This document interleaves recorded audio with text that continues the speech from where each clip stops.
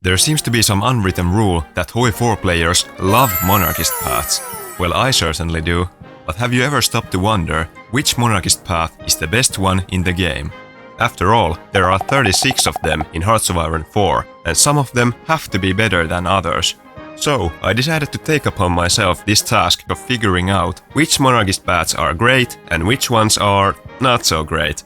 This is every monarchist path in Hearts of Iron 4 ranked from the worst to the very best. But first, we must quickly go over two things. What exactly counts as a monarchist path and what makes one good or bad?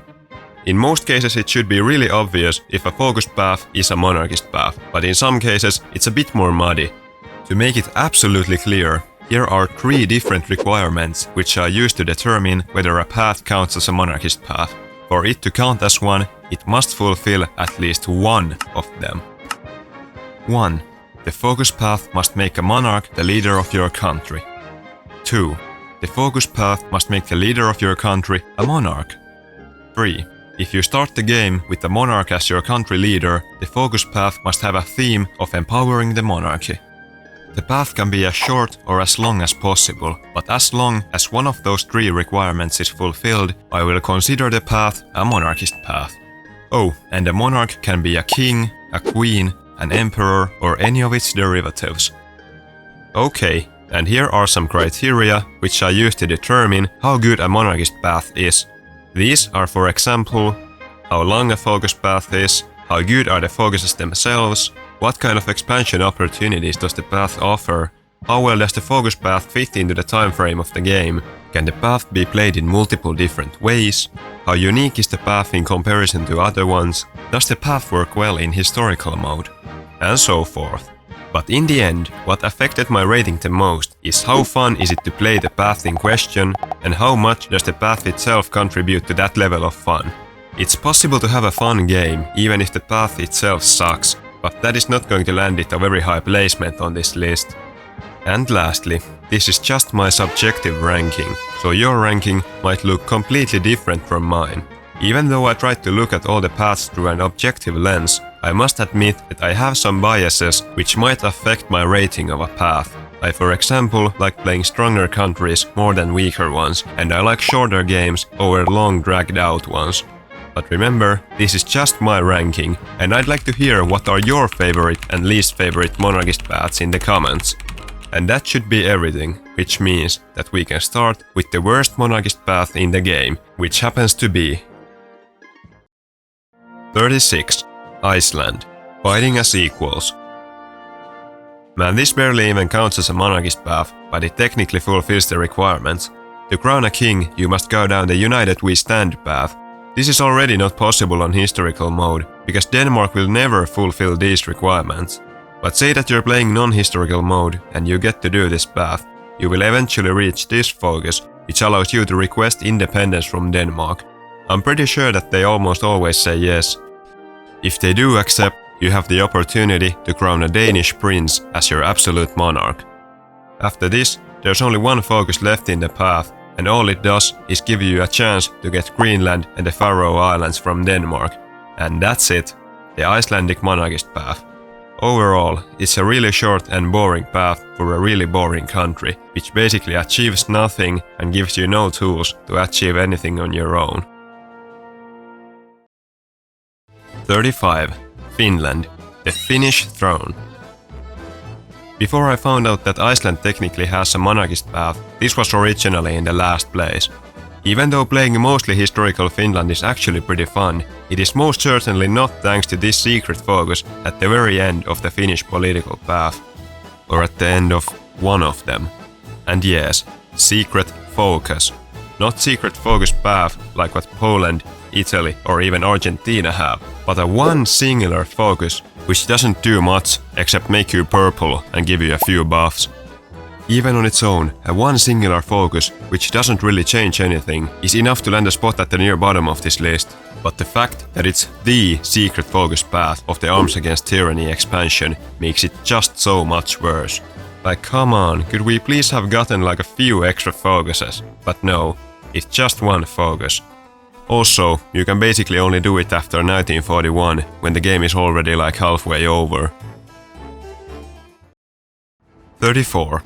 Romania. King Michael's coup.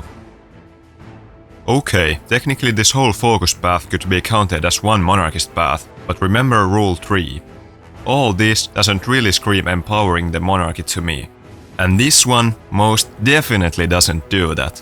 But this focus gives you a whole new king, so it counts.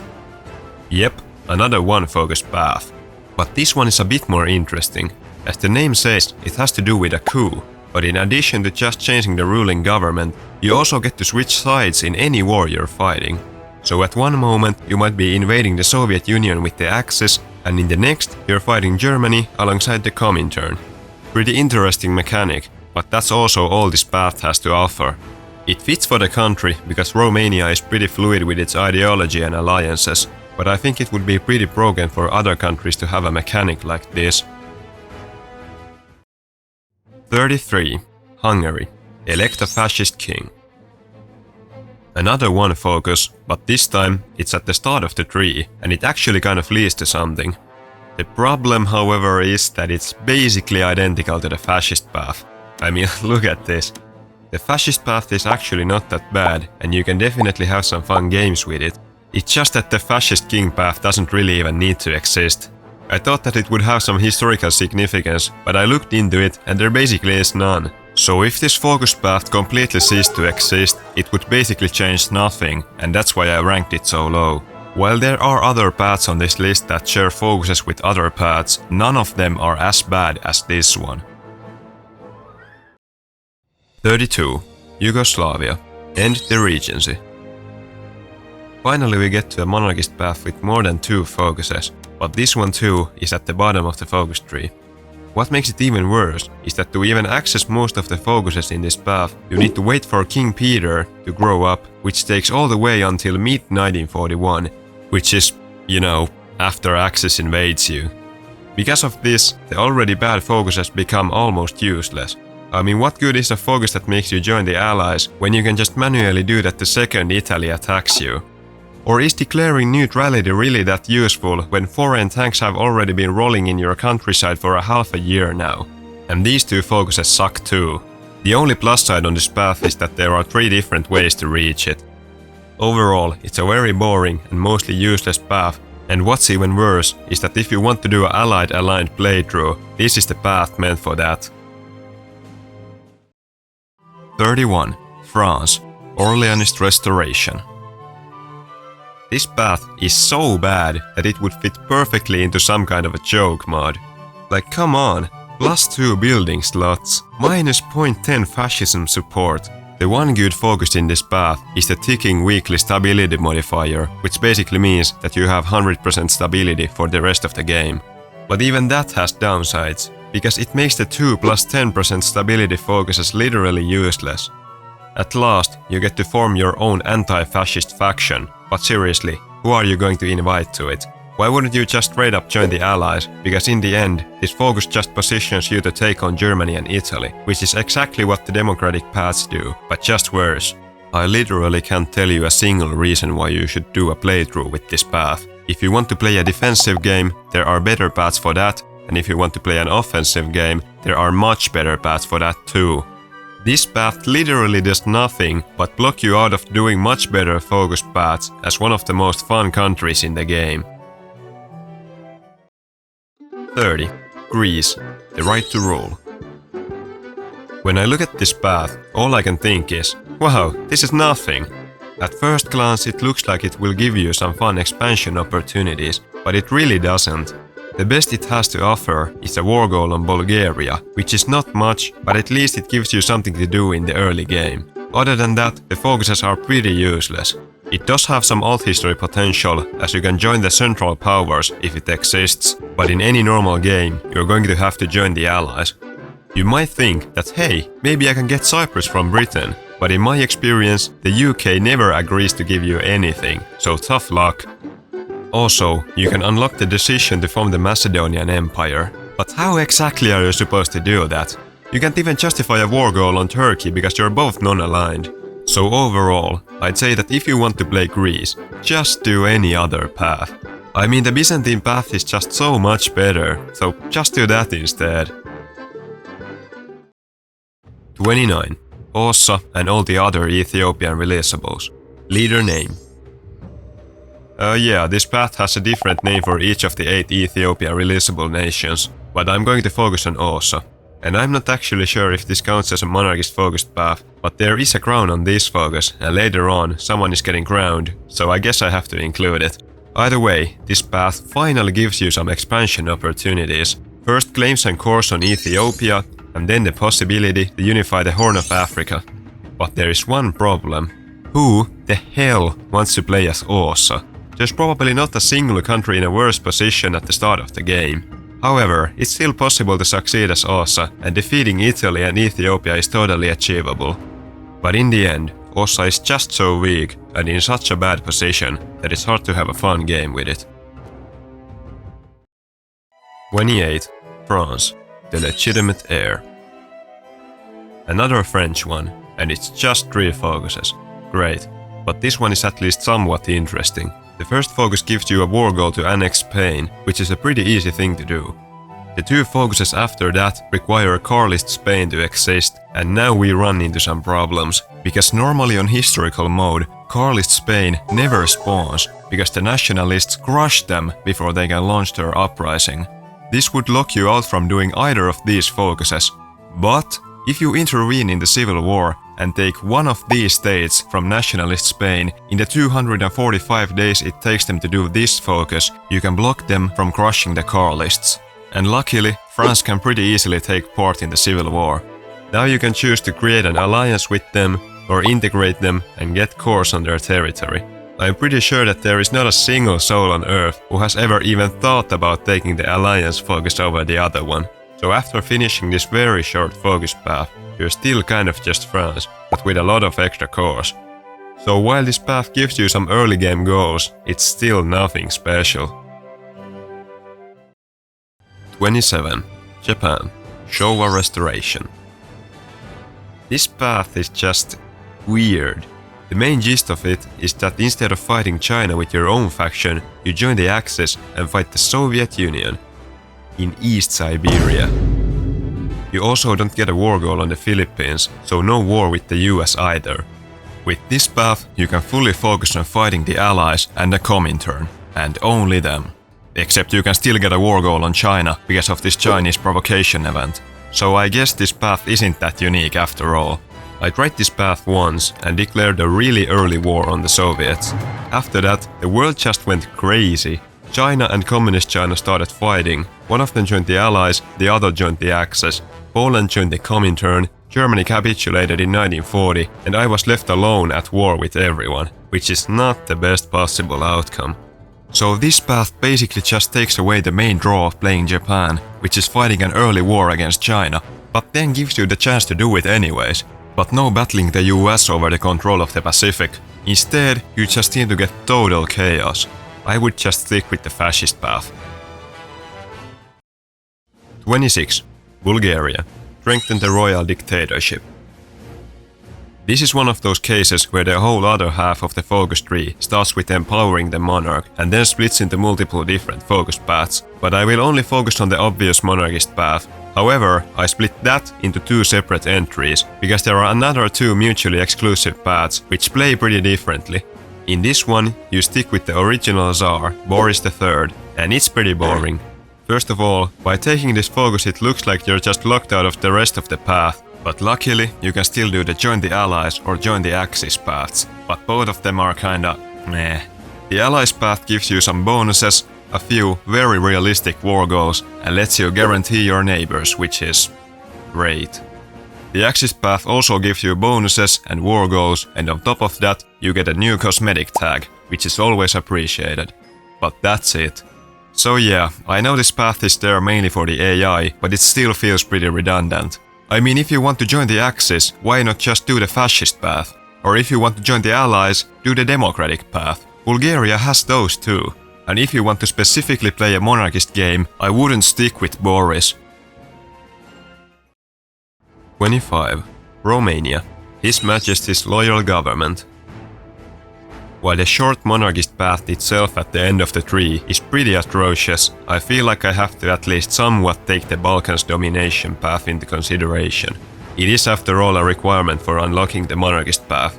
And the Balkans dominance path is actually pretty fun and diverse in the ways it lets you expand into your neighbors.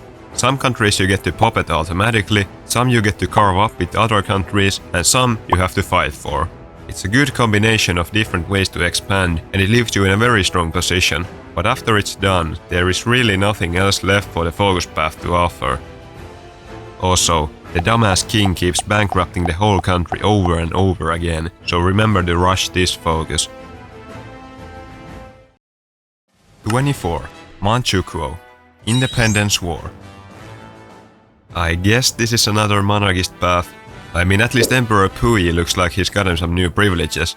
The premise of this path is really simple. First break free and kick out the Japanese from the continent. Then conquer all of China. While you can turn some of the warlords into puppets for free, reclaiming the empire still takes a really long time. But if you succeed, the results look really good, and you'll be in a really strong position. There's even a slim chance that Japan accepts to become your puppet. Well, well, how the tables have turned. Out of the two Manchurian focus paths, this one is clearly the more fun one, but it's still pretty short and simple for a playthrough that tends to take quite a long time. 23. Ethiopia, the Emperor stays. And more specifically, the King of Kings path, which gives you some truly ambitious goals for your campaign. But the main part of every Ethiopia game is the fight for survival, and I'm pretty sure that this is one of the harder paths in that regard. Surviving the Italian invasion is not an easy task, but it's still pretty fun. However, the fun often stops the second you expel the last Italians from East Africa, because what are you supposed to do next? If you were fast enough to get the white peace with the Italians, you could probably try to invade the neighboring British and French colonies. If you didn't get to sign the peace before Italy joins the Axis, you're just another allied miner fighting against them. Neither scenario really excites me, mainly because Ethiopia is just so weak that fighting against any major is pretty slow and painful. 22. Bulgaria, plot against Boris. This is the other half of the Bulgarian monarchist path, which I split into two earlier. But there's yet another choice for you to make after you assassinate Boris. You can form a regency council with Simeon II, which also allows you to choose a new ruling ideology. Lots of choices in this focus tree. Opting for democracy just locks you out of the fate of the Balkans focus, so maybe it's just better to throne Ferdinand instead, which gives you some war goals on your neighbors. While this path clearly aligns you more against the allies, you have to form your own faction if you want to do the focuses at the bottom of the path. And there's some pretty fun stuff there, which you wouldn't want to miss out on. So for the rest of the game, you're going to be in danger from the Axis too. But with careful maneuvering, you should come out on top. Or you can just disband the faction, I don't know. 21. Poland, the Cossack King. So, Poland has 5 monarchist paths, and I think that this one is easily the worst. But before I can tell you why, I need to talk a bit about how playing Poland works. Due to its geographical position, Poland is constantly under threat of 2 great powers to its east and west. And it just happens that in 1939, both of your neighbors demand land from you. I mean, I guess you can just agree to both of their demands, but why are you even playing this game at that point? Trying to defend against Germany and the Soviet Union at the same time is really hard and generally unadvised, so that leaves only one more option. The best way to play Poland is to agree to one aggressor's demand and then focus on fighting the other one. After you have defeated one of them, you can come back for what's rightfully yours. I prefer to fight the Soviets first, because Germany only wants 2 states and the Soviets demand like 1/3 of your territory, but taking on Germany first is not a bad idea either. So having said that, the Cossack path is pretty bad because it in no way helps you take out either Germany or the Soviet Union, and it doesn't really reward you for beating them either. Well, at least you can get the Baltics and Slovakia for free, but the other paths also give you free stuff. So if you want to take on Germany, this focus path gives you a total of 4 claims on their states and nothing else. So you better focus on the Soviets, right? Well, if you want to reach the lower path of this focus path, You don't just need to give away Danzig to Germany, you need to give them all this. Oh, and you also have to become their puppet. And after sacrificing so much, all you get is some claims and 2 decisions to release puppet nations from territory you have already conquered. You see why this path is not that good. While it's pretty easy to become independent again, by the time you do, Germany has already dragged you into war against the Allies, and you don't get to beast them out. Also, this path shares half of its focuses with a much better path, about which I will talk about later. So overall, a pretty stupid focus path, but it still has some interesting stuff and expansion opportunities, and that's why I didn't place it too low on the list. 20. Norway. The Royal Chamberlain's Overture.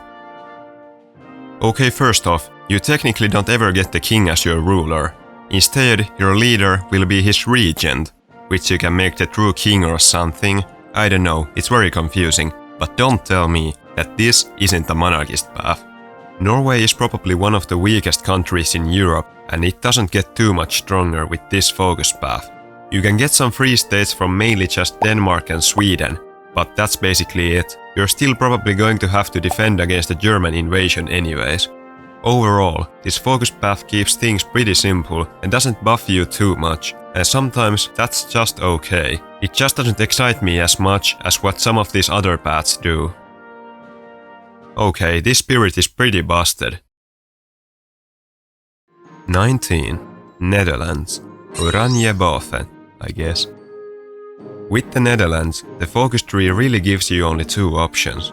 Ally with Germany or try to defend against them. And this monarchist path is probably the best option for a defensive game. Not only do you get to annex Belgium and Luxembourg for free, you can also get a German Empire puppet if you manage to push a bit into Germany. This leaves you in a really good position, and if Britain kicks you from the Allies, like they like to do, you can even fully occupy France without liberating them. So overall, a simple yet interesting path for a pretty fun challenge with some good rewards. 18. Portugal. A royal wedding. The Portuguese monarchist path is a simple one. Like, really simple. You don't even have to fight the Brazilian civil war anymore, because they flipped to non-aligned on their own. So you can annex and core all of Brazil without much trouble, which obviously makes you really strong. However, the rest of the focuses in this path are not that good. You have the opportunity to create an alliance with Carlist Spain, but this time there is no way for you to influence the Spanish Civil War, so it's not possible. Great. But even if they do appear, an alliance is all you can do with them. On top of that, you get some claims on colonies and war goals on the Axis and Comintern. Another quite simple focused path, but it leaves you in a good position to expand further. 17. France. Proclaim the Third Empire. The last of the French monarchist paths, the Napoleonic path, which is a lot better than the other ones, but in my opinion, it's not even close to as how good a Napoleonic path should be. I mean, basically all you get is just war goals, and even those leave out many of your historical enemies. Also, there's something I just don't get. While disuniting Germany kind of makes sense, why does the focus create an alliance with the name Confederation of the Rhine? That doesn't make any sense at all. Confederation of the Rhine was only like half of Germany. Why is it used to represent the whole alliance? I think it would make much more sense for there to be an option to create a puppet West Germany with that name or something. Also, why does only the Netherlands get bonus compliance? Like there were other fully French-controlled territories too, like the rest of the lowlands. Man, this almost makes me wish for a French rework. While this focused path is kind of a mess, and it sounds like I only have bad things to say about it, I actually think it's one of the more fun ways to play France. It's the true French expansionist path. I just wish that it would match the greatness of the First French Empire a bit better. 16. Hungary. Invite the Habsburg Prince. The Austria-Hungary path is another simple one, but what little it does do, it does well. The path also has a great sense of progression. The first 2 of your targets you can annex for free. The next territorial claim you can demand with the backing of a major country, but the rest you need to take by force, all by yourself. This path does a really good job at building you up from your initial weak state to a position where you can feasibly conquer your remaining claims. After that, you also have free reign on which faction you want to fight and which, if any, you want to join. Germany can be a little annoying with them demanding the Sudetenland, but it's a sacrifice that won't set you back really at all. Or you can just cheese it so that you don't have to give it away. I'd go even so far to call this path a classic. It's one of the earliest monarchist paths added to the game, and it's probably the one that made so many of us like these paths. And the whole concept of rebuilding a major power from World War I is really fun. However, the path does feel a bit outdated, but I wouldn't hold that against it too much. 15. Lithuania, a king for our people. And 14. Poland, the Commonwealth claimant. I'm going to talk about these two at the same time because they're really similar, like some of the focuses are straight up identical. As Poland, the Commonwealth path gives you more incentives to fight the USSR, but to fully realize the rewards of beating the Soviets, you also need to take just 6 states from Germany, which is pretty annoying. As Lithuania, you get to keep Danzig to yourself, and Germany will only ever demand Memel. However, the Soviets will demand your full annexation, so you're forced to go to war with them in 1939. So both versions have their pros and cons. While annexing Poland as Lithuania is a lot more fun than annexing Lithuania as Poland, I'm still going to rank Poland one spot higher, because you have more options on how you want to play. As Lithuania, your hand is forced. 13. Chile. Crown Antoine as a sovereign king.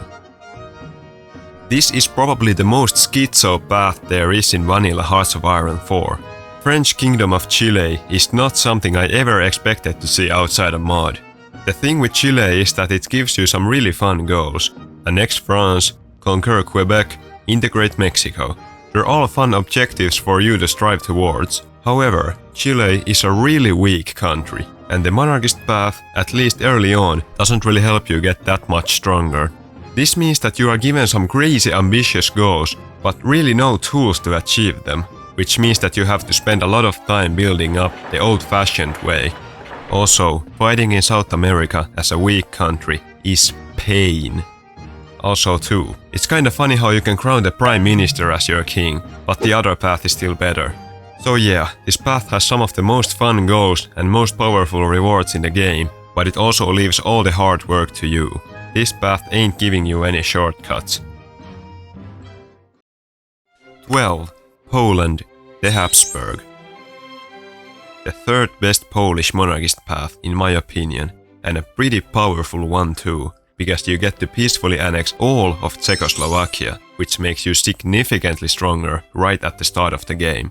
While the Habsburg path only incentivizes you to take on Germany in the form of some cores. You could still just as well go after the Soviets first. But what I like about this path is that if you do the Habsburg alliance focus, you can skip the 700k men in the field requirement for the Intermarium focus path, which means you can grow your alliance to an impressive size pretty quickly. This will open a few new fronts against anyone you're fighting. The Habsburg path is a bit different from the other Polish monarchist paths, but that's exactly why I like it. Building a strong alliance is different from getting war goals on everyone, but it's still a fun way to play the game. However, it's not as good as the two remaining Polish monarchist paths, which I will be talking about soon. 11. Poland, the Hohenzollern. The second best Polish monarchist path, and it's super powerful. You get to peacefully annex Romania, and on top of that, you can demand Slovakia and even puppet Hungary. By 1939, you're almost a match to Germany in terms of power. And because you're so strong, you can also do the Intermarium focuses pretty early on. Or you can just take on Germany and the Soviet Union on your own. That's how strong you are with this focus path. Also, there are no useless infrastructure focuses at the end of the path, just pure good focuses. The few downsides of this path I'd say are the lack of rewards for beating Germany or the USSR, and the fact that it ends pretty soon, but I still would rank it as the second best Polish monarchist path. 10. United Kingdom, the King's Party. Technically the British monarchist path is only 5 focuses, because it shares its expansion focuses with the fascist path. But I'm still going to take them into consideration, like I did with some other paths already. And for the British monarchist path, it's pretty good news, because it's one of the best expansionist paths in the game. Bringing the dominions back into fold is pretty fun. Allying with Germany and taking out Italy is an interesting choice for a monarchist path. And conquering the US and turning Canada into a North American dominion is pretty cool, and totally not something I forgot to take into consideration in the Every Empire video. Not at all. And the possibility to form the Imperial Federation is a plus on top of all that. Overall, a good path for a country with plenty of opportunities. One minus side is that you have to spend some time to conquer back something you already controlled at the start of the game, that being the dominions, but it makes sense for them to become independent. 9. Spain. Supremacy of the Communion. Spain always seems to be really weak in the early and even the mid-game. And that's because it is, and that's the point. The Spanish Civil War is supposed to cripple you as a nation, and the focus paths are meant for you to rebuild, and I think that the Carlist path does a really good job at that. Just by the design of the Spanish focus tree, the Carlist path has a ton of focuses and a lot to do. You have your industrial, army, air and navy focuses all included in the monarchist path in a nicely condensed form. But the most important parts are the expansion path and the crusade against democracy path, which give you some crazy bonuses. The expansion path mainly just gives you war goals, but it also gives you the opportunity to form Iberia. Unfortunately, Portugal basically never accepts, but hey, you can still just invade them. Also, if France happens to be doing the legitimist path, you can just straight up integrate them for free, which is pretty useful for Spain to say the least. All in all, the Carlist path works well for what it's meant to do. By the time World War II has started, you're still pretty weak, but with the help of this path, you can easily catch up to the other great powers. 8. Turkey. Pivot to the past. I know that I said in a previous video that the Turkish focus tree is an absolute mess, but now that I tried the Ottoman path again after a long time, it's really not that bad, but I still have no idea what all this means. The problem with the Ottoman path is that it takes a pretty long time before you can actually start doing anything important. By the time you get your first war goal, it's already mid-1939. But when things get rolling, it's actually a pretty good focus path. You can get some puppets, war goals and different bonuses, but I especially like the state integration decisions. It's always great to get some cores on the land you conquer, and I think that many other formable nations should use this system too. Overall, the Ottoman path is pretty good and it has some really fun elements, but I think it's also one of the harder paths to play well, because you run out of neutral countries to conquer pretty fast. 7. Poland. The Romanov. And the final Polish monarchist path, the one where you crown a random woman pretending to be Anastasia Romanov. But man, is she powerful. The whole Pan-Slavism theme is really fun and also really strong. If you're lucky, you get to peacefully integrate Yugoslavia and Slovakia. You also get war goals on the Baltic states. And this time, when you demand land from Germany, they seem to accept surprisingly often. Which isn't very historically accurate, but whatever. This also leads to this nice set of borders if you cede Danzig to them. And of course, there's the war goal on Russia and the focus to form the Slavic Union, which makes you crazy powerful.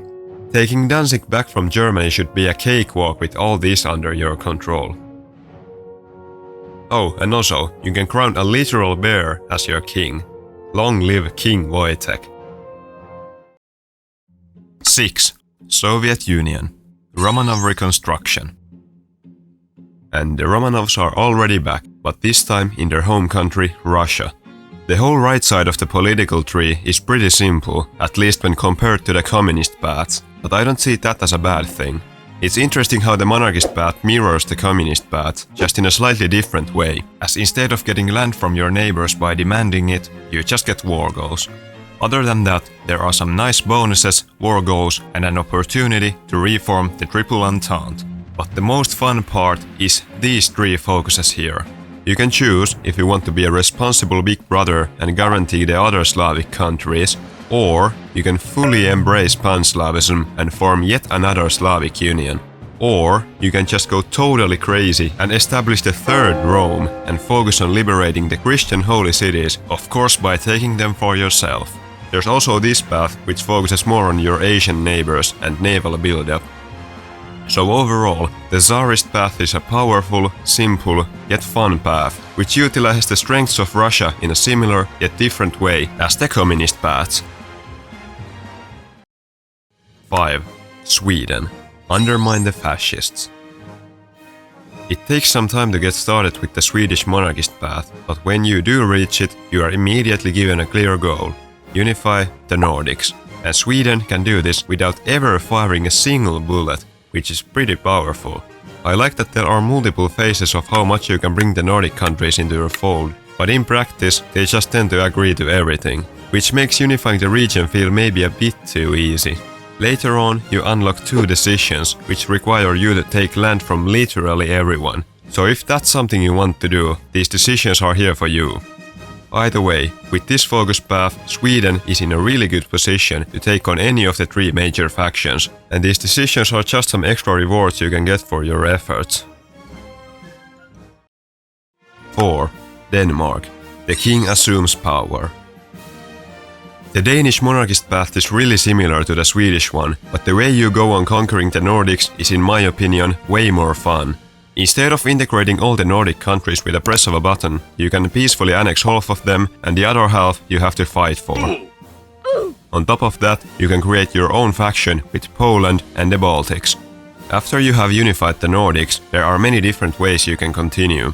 You can easily ally the Germans and focus on fighting the Brits, or you can fight Germany and then Soviet Union and try to turn the Baltic Sea into your own inland sea. Also, there are so many 35-day focuses, which is just what I love to see. It makes the focus tree just so much more fast-paced. 3. Germany. Revive the Kaiserreich. Although the German focus tree is pretty outdated by modern major nation standards, I still think that their monarchist path is one of the best paths in the whole game. What makes this focus path so good is the fact that it doesn't force you to play in any specific way. Quite the opposite, there are so many different ways to play with the monarchist path. You can reenact the First World War, join the Brits in the Allies, form the Holy Roman Empire, or focus on the communists. It's rare that a single path can create so many unique playthroughs. It's also pretty powerful, but unlike the fascist path, it focuses more on building alliances over just taking your neighbor's land for free. It also has some great naval focuses, which actually really help you in taking out Great Britain. It's truly one of the best monarchist paths in the game, even though it looks like it's gonna get updated in the next expansion. We can only hope that it gets even better than it already is. Just don't do the U-boat effort focus, because then you can't do half of the focus path, which is pretty weird. 2. Italy. Power to the king. Italy has such a unique focus tree, because the political paths themselves don't offer you any expansion opportunities, because there is a whole different focus path devoted to that. While I wouldn't want every focus tree in the game to be like this, I think that it really works for Italy. But because of the way how the Italian focus tree is formatted, the monarchist path itself might feel a bit short. And yeah, it honestly is pretty simplistic. But I made the choice to include the papal path into, because I feel like I have to. The only way to reach it is through the monarchist path. And technically, the papacy is a monarchy too, so I say it must be taken into consideration. And this boosts up the Italian monarchist path a lot, because the papal path is the best secret path in the game, at least in my opinion. And did I forget to mention, you can also form the Roman Empire, and Greater Italy too if you for some reason want to. Or you can guarantee Austria and fight Germany and the Soviet Union with the Allies. Or you can create your own faction with Spain. There's just so many ways you can play this one path. I'd say that this is the most diverse monarchist path in the whole game when the expansion focuses are taken into account. The only downside I can think of with how the Italian focus tree works is that all of its paths feel less unique, because they all share an integral part of the path. It's rare that fascist, democratic and monarchist playthroughs look all the same, but either way, they're all gonna be fun. And number 1. the best monarchist path in Hearts of Iron 4. Brazil. Romanticize imperial history. I mean, just look at this path. It's just so good and stupidly overpowered. You can choose between two kings. You can try to subjugate Portugal, and if they don't immediately agree, you can just ask again. You get quick war goals on your weaker neighbors and even on independent African countries. And after all that, you still have a choice between dominating the continent peacefully or by force. And did I forget to mention, you can literally core all of South America. Think about that. You get to annex the whole continent and no one is going to stop you. And this is even perfectly achievable before the war in Europe starts escalating. And you still have focuses left over. This path literally makes you a continent-wide superpower in 3 to 4 years, before you even have joined any side of World War II. Even fighting the Allies isn't that painful, because you for once are on the same continent as the US and you can just waltz over instead of painfully building a navy for 5 years.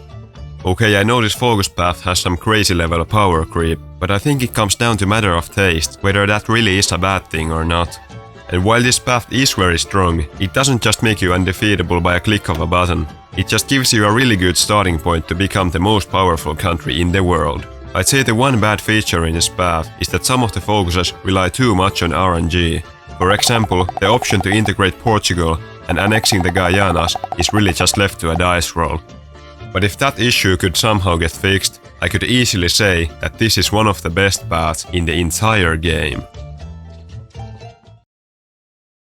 So, that was my ranking of all the monarchist paths in Hearts of Iron 4. Let me know your favorite and least favorite monarchist paths in the comments. If you liked the video, like and subscribe, and I'll see you in the next one. Bye bye.